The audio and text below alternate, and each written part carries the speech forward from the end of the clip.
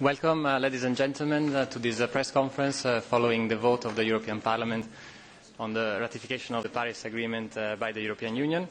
We'll have short introductory statements and then we'll take a few questions. President Schulz, the floor is yours.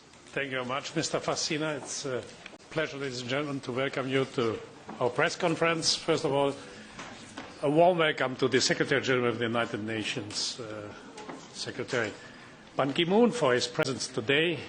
I want to repeat that the Secretary General changed his schedule and the whole agenda to join us today for that historical moment. That was not easy, and therefore, once more, thank you very much. Together with me is here the Secretary General of the United Nations, the acting president of the COP21 conference, Minister Royal, who urged the European Parliament, after she urged with success her colleagues last week to adopt in a fast track in the Council to adopt the agreement. She urged the Parliament to do the same, and Minister, we did the same. Thank you for your presence also. Merci beaucoup, Ségolène, pour ta présence. Comme je viens de dire, tu as sollicité les collègues la semaine dernière d'accélérer la décision au Conseil et nous avons, avec la même vitesse, adopté aujourd'hui. Donc, un moment historique qui fait possible au Conseil, et je bienvenue President in Office of the Council, Korczak, to ratify, as you said, today, later today, and then to send the papers to the United Nations so that the necessary threshold will be reached today and the agreement could be put in force.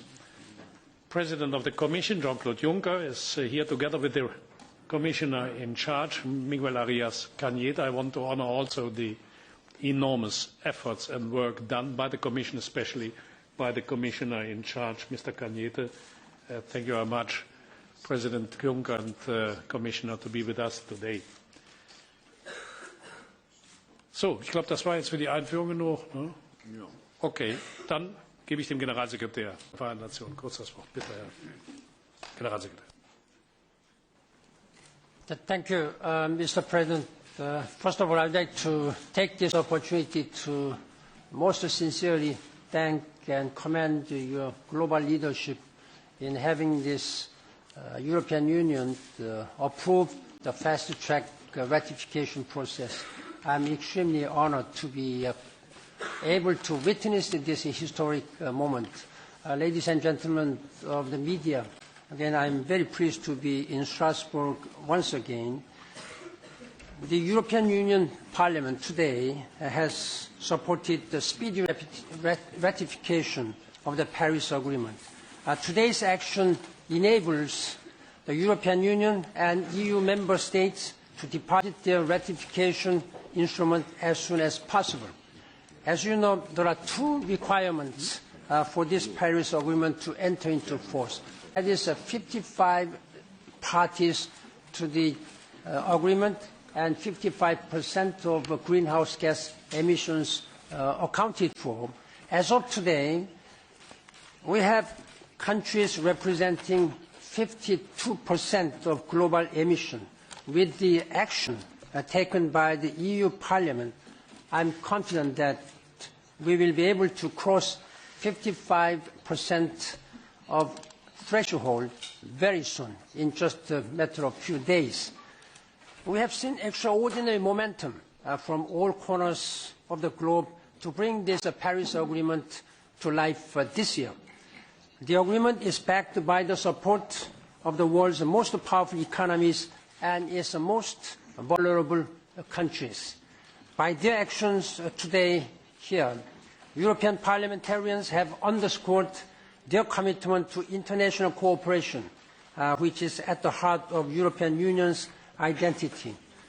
They have reaffirmed the support for urgent action to meet the climate change and to turn it into an opportunity for building safer, healthier, and more prosperous societies. I thank the European Union again President Martin Schulz for their leadership and for their support, and look forward to the Paris Agreement entering into force as soon as possible, within just a few days' time. And I thank you very much. La parole va maintenant à Madame Royal, ministre de l'Environnement et présidente de la COP21. Oui, Monsieur le Président, Monsieur le Secrétaire Général, Monsieur le Président de la Commission, cher Jean-Claude, Monsieur le Président du Conseil, je crois que c'est aujourd'hui un très grand jour pour l'Europe et un très grand jour également pour la planète. Grâce au vote d'aujourd'hui qui a suivi la décision du Conseil, l'accord de Paris sur le climat va entrer en vigueur dans quelques jours, puisque vendredi matin, nous déposerons, les 7 pays européens qui ont ratifié déposeront leurs instruments de ratification. Aujourd'hui, avec la ratification de l'Inde, nous en sommes à 51,89% des émissions. Comme vous le savez, il faut 55% des émissions et les 7 pays européens qui ont ratifié, l'Allemagne, l'Autriche, la France, la Hongrie, Malte, la Slovaquie et le Portugal, vont se déplacer vendredi matin à New York pour déposer les instruments de ratification et donc pour permettre l'entrée en vigueur définitive de l'accord de Paris. C'est donc un moment historique très fort et au moment où le monde est en proie à la violence, aux tensions terribles, à la montée des fanatismes, je voudrais rappeler ici, parce que c'est l'esprit de l'accord de Paris, que l'action pour le climat, c'est une action, c'est un combat qui apaise, qui réconcilie et qui construit l'avenir. Ce n'est pas seulement une contrainte à subir, mais c'est aussi une chance à saisir et je crois que c'est ce qui explique majoritairement ce mouvement positif qui entraîne non seulement les États, mais aussi les villes, les territoires, les entreprises, les citoyens et c'est dans ce mouvement collectif que nous réussirons à rester en dessous des 2 degrés de réchauffement climatique. Je voudrais dire aussi que c'est une chance à saisir pour les pays les plus pauvres de la planète, qui ont subi les choix du développement industriel de l'Europe. L'Europe s'est construite après la guerre sur la communauté européenne du charbon et de l'acier, c'est-à-dire sur l'énergie. Et c'est encore aujourd'hui que l'Europe écrit l'histoire à partir de l'énergie, puisque nous avons à inventer le nouveau modèle énergétique, la transition énergétique, celle qui réduit le recours aux énergies fossiles et celle qui construit un développement durable. Alors, la COP 21 était la COP européenne, puisque Paris est en Europe, bien évidemment. Nous allons transmettre le flambeau à la COP 22, à la COP africaine.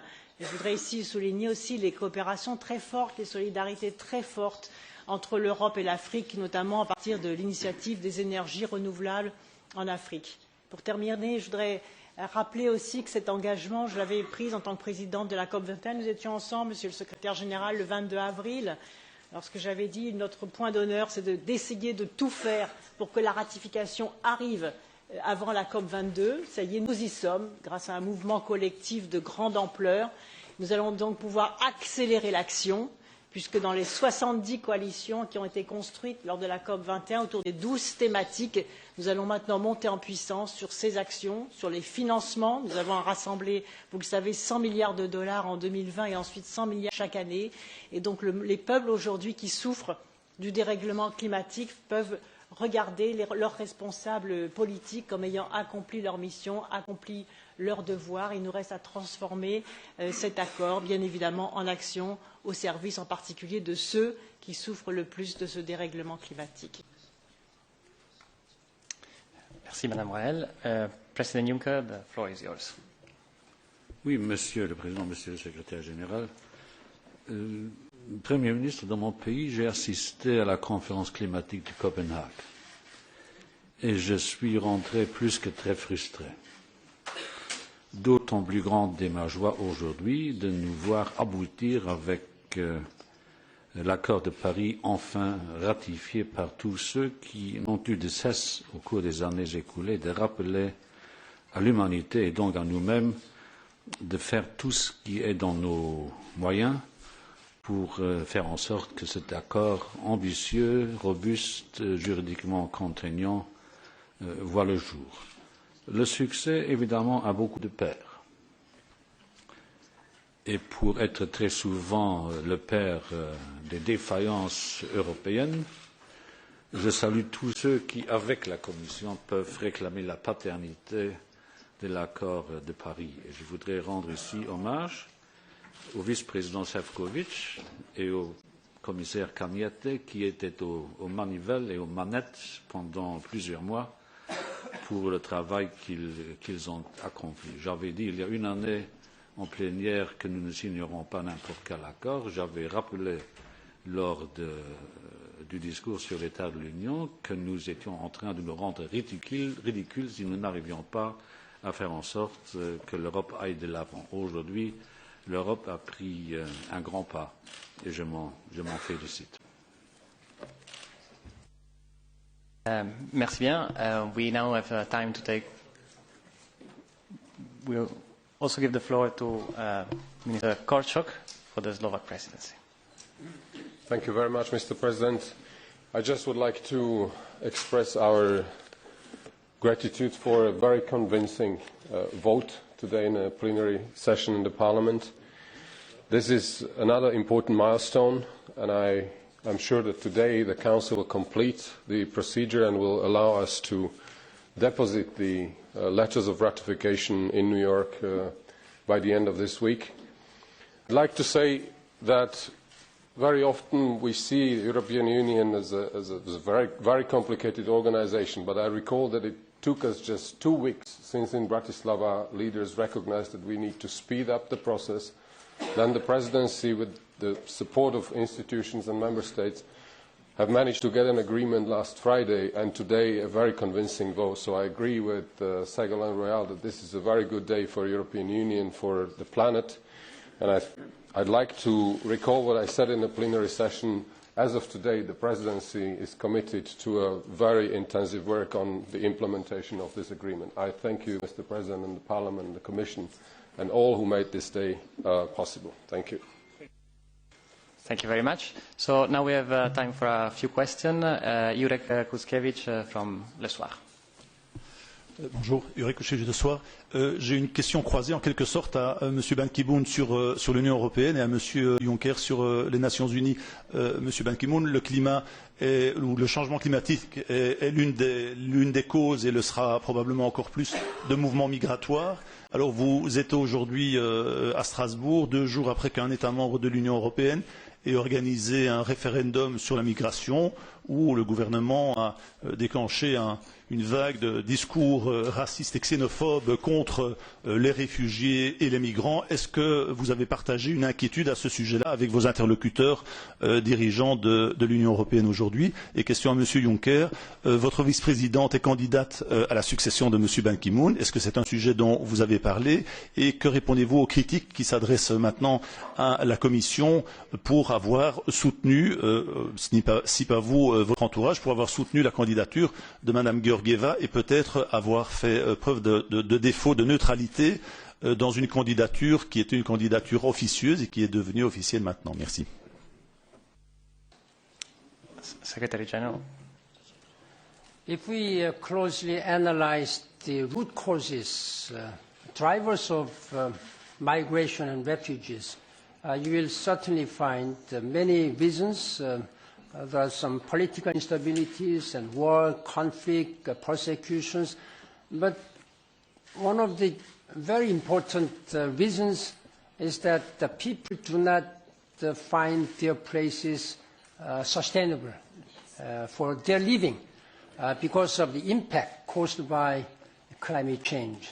And therefore, addressing this climate change will definitely reduce and lessen the possibilities of people have to flee or leave their country for better opportunities. It is important that for a sustainable development for the people and for this planet, we must address this climate phenomenon. In that regard, I am very much encouraged that the international community has now shown their strong commitment and leadership to address this one. Thank you very much. La Commission européenne n'a pas à intervenir dans le choix qui sera celui des Nations unies quant à son prochain secrétaire général. Very much. We take a question here from the second. Catherine Fiore, EU reporter. Congratulations. My question is, some sectors will be concerned about the impact of this agreement, and then especially those sectors that use very high amounts of energy. What would you say to reassure those sectors that they will be able to adapt to these future commitments? And also, this agreement requires the leveraging of a lot of private money to deliver on the investment that you require. So I'm wondering, are you confident that you've got the instruments in place that can leverage this sort of private investment? Thank you. In a short term, there may be certainly some sectors who may be affected. But when we look for mid and longer term prospect, this is good for low carbon economy. And a few years ago, 2011, I launched a Sustainable Energy for All initiative. This is receiving widest possible support from international community. I know the concerns of these oil-producing countries, and there should be much more wise investment now to transform these high energy consuming industries. Should try to transform the industries into low carbon economy through this sustainable energy. And that's why the Sustainable Development Goals takes the particular goals, sustainable energy. This will complement our common efforts to address climate change. Therefore, let's have mid and longer term perspective rather than short term initiative. So wise investment for sustainable energy, sustainable development, that will help in addressing climate change phenomena. Thank you. Commissioner Cañete. Just three short answers. First of all, the European Union has shown that we can reduce emissions keeping economic growth. Since 1990, we reduced our emissions by 24% and we grow by 50%. So the reduction of emissions is compatible with economic growth. Second, the European Commission has not only today ratified this agreement, but we already have all the implementing needed legislation in the Parliament. We have the emission trading system, which is the biggest carbon market of the world, in place, and we have the effort-sharing resolution to establish the different targets of the different member states. And we will come by December with a big package on renewables, to be leaders on renewables, number one in renewables, as Mr. President Juncker wants to be, energy efficiency, and a new market design. So we have the ambition, we have the tools, and also we have the political will to support climate finance to developing countries. And I must say something. Just the INDCs of the Paris Agreement before we arrived to Paris needed investments in the world of $3.5 trillion. That's a big opportunity for the world to benefit, and the European industry, who has leader in patents in clean technologies, has a very good opportunity to create growth and jobs. Green economy is not an economy of unemployment. It's an economy for creating growth and jobs. Let me just add to your questions, this leveraging private funding.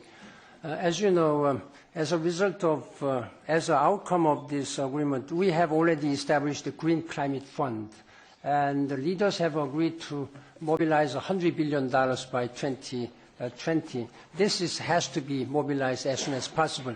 In addition to this official money to help developing countries mitigate and adapt the climate change phenomenon, you can expect that there's trillions of dollars which are available by private companies.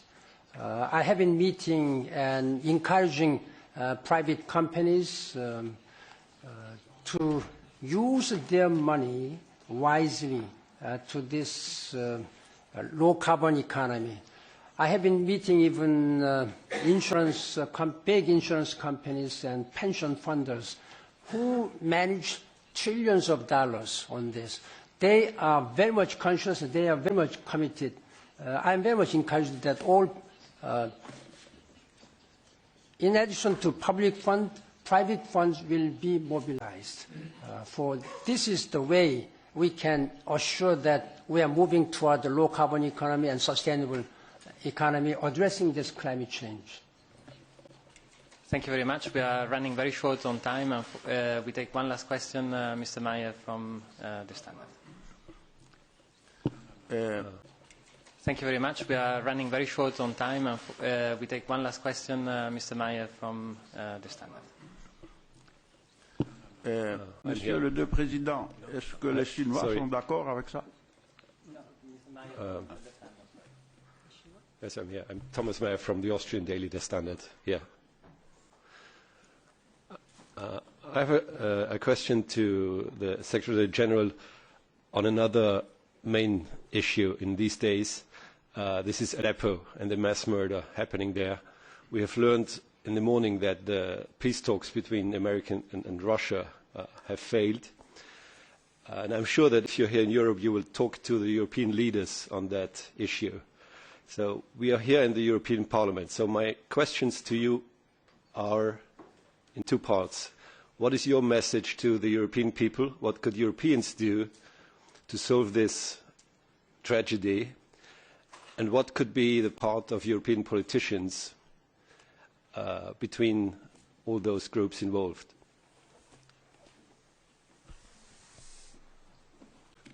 First of all, the situation which is unfolding in Aleppo and overall Syria, that's really heartbreaking and most troubling.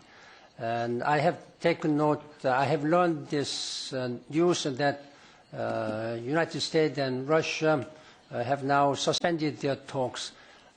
I'm going to Brussels from here to participate in Afghan pledging conference. On that occasion, I'll have an opportunity of meeting Secretary Kerry and some Russian high-level officials and also European Union. And I'll strongly urge to resume their negotiations so that there will be a cessation of hostilities so that during such time we can deliver life-saving humanitarian assistance. And that will also provide some momentum for confidence building on the basis of which we can initiate the political dialogue. At this time, I'd like to thank sincerely to European leaders. I think most of the European countries have been affected by this Syrian crisis in the way that receiving and accommodating tens of thousands, hundreds of thousands of refugees coming from Syria. That I really appreciate. And we have to show some global responsibility and compassionate leadership accommodating all these people who need really life-saving assistance. And European Union has been participating, many countries have been participating in this International Syrian Support Group, ISSG, at a political level.